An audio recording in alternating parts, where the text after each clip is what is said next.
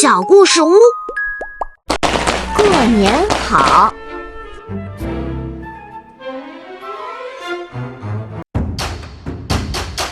新年到，新年到。咦，悠悠和闹闹在干什么呢？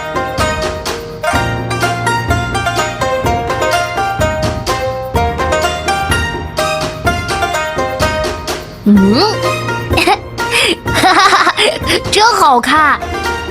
红彤彤的灯笼挂起来了，看，悠悠，他好像在对你说“过年好”呢。你也过年好，红灯笼。灯笼挂好了，接下来干什么呢？我想想，我知道了，贴春联儿。对对，悠悠真聪明。悠悠，春联贴好了吗？贴好了，春联真漂亮。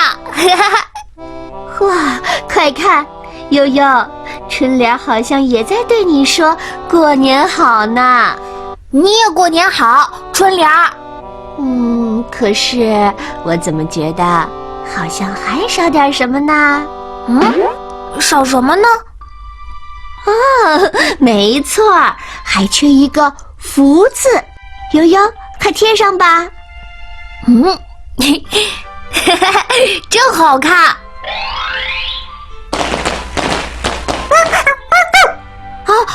闹闹，别害怕，别害怕。哎呀，好响啊！悠悠、闹闹，你们别害怕，这是鞭炮的声音。听，它好像也在说“过年好”呢。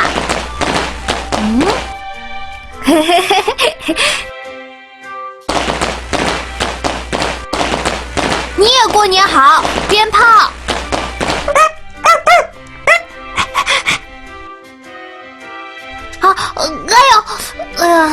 好疼啊！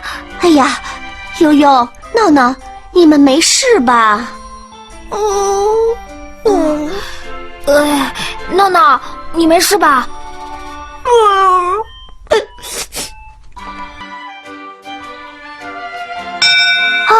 我知道了，闹闹，你是不是急着跑过来对我说“过年好”？悠悠，你快听，闹闹好像也在跟你说“过年好”呢。大家过年好！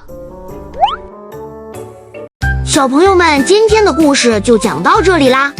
如果你喜欢红袋鼠的故事，可以请爸爸妈妈帮忙点一下右上角订阅小故事屋，这样就能第一时间听到新故事啦。